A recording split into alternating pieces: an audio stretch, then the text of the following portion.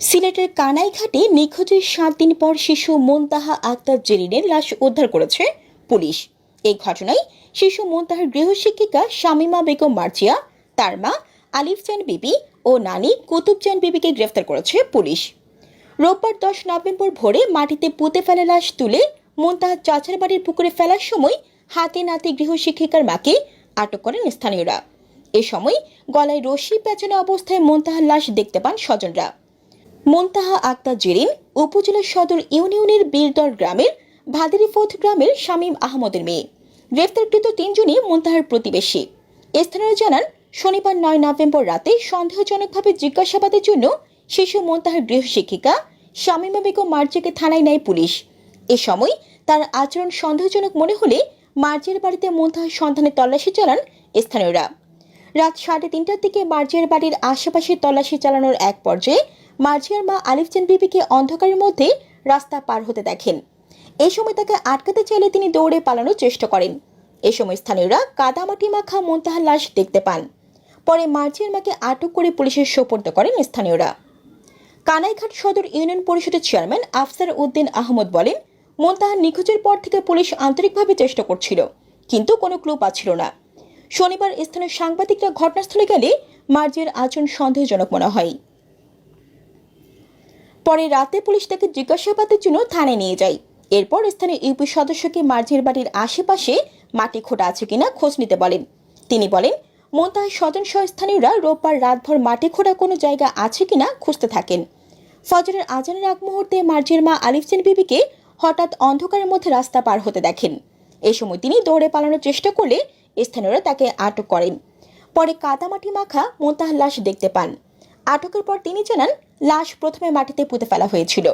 রাতে সেখান থেকে মরদেহ তুলে মুনতাহার চাচার বাড়ির পুকুরে ফেলতে চেয়েছিলেন তিনি। চেয়ারম্যান আরও বলেন, মার্জিয়া মুনতাহার প্রতিবেশী। একসময় ভিক্ষা করতেন মার্জিয়ার মা ও নানি। মুনতাহাকে বাড়িতে পড়াতেন মার্জিয়া।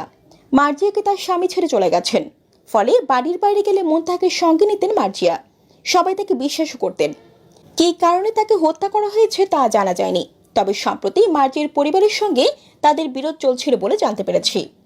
কানাইঘাট থানার ওসি আব্দুল আওয়াল বলেন, মুনতাহার লাশ উদ্ধার করা হয়েছে। বাড়ির পাশে প্রতিবেশী মার্জিয়া আক্তার ও তার মা আলিফ জান মিলে তাকে হত্যা করেছে। এই ঘটনায় শামীমা বেগম মার্জিয়া, তার মা আলিফ জান বিবি ও নানি কুতুব জান বিবিকে গ্রেফতার করা হয়েছে। তিনি বলেন, মুনতাহাকে গত রোববার 3 নভেম্বর অপহরণ করার পর হত্যা করা হয়। ওই দিনই তাকে শ্বাসরুদ্ধ করে হত্যার পর মরদেহ ঘরের পাশের একটি খালে কাদামাটিতে চাপা দিয়ে রাখা হয়। রোববার ভোরে আলিফ জান বেগম মরদেহ সরানোর চেষ্টাকালে স্থানীয়রা দেখে ফেলেন। এ সময় স্থানীয় থানায় খবর দিলে পুলিশকে লাশ উদ্ধার করে। এই সময় মার্জিয়া, তার মা ও নানিকে গ্রেফতার করা হয়েছে। আলিফ জান ভিক্ষাবৃত্তি করতেন, তবে কী কারণে তাকে হত্যা করা হয়েছে তা এখনও নিশ্চিত নয়।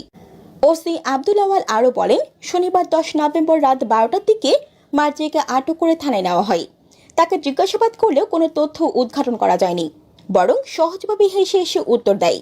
এরপর ভোর রাতে লাশ উদ্ধারের পর তাকে গ্রেফতার দেখানো হয়। মুনতাহার লাশ খাল থেকে সরিয়ে নিয়ে পার্শ্ববর্তী পুকুরে ফেলার চেষ্টা করে। মুনতাহার লাশ পুকুরে ফেলে ঘটনা অন্যদিকে প্রবাহিত করা হত্যাকারীদের উদ্দেশ্য ছিল। গত 3 নভেম্বর সকালে মেয়ে ও ছোট ছেলেকে নিয়ে স্থানীয় একটি মাদ্রাসার ওয়াজ মাহফিল থেকে বাড়ি ফেরেন শামীম আহমদ। এরপর মুনতাহা প্রতিবেশী শিশুদের সঙ্গে খেলতে যায়। বিকেল 3টার দিকে তাকে খুঁজতে গিয়েও কোনো সন্ধান পায়নি পরিবার। খেলার সাথীরাও মুনতাহার বিষয়ে কিছু জানাতে পারেনি।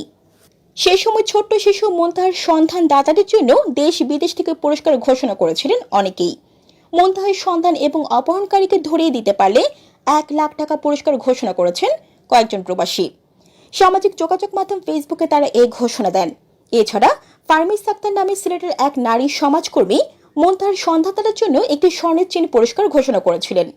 তখন এই পরিবারের সদস্যরা সন্দেহ করেছিলেন মুনতাহাকে অপহরণ করা হয়ে থাকতে পারে। জান্নাতুল আফসানা, নিউজ ডেস্ক।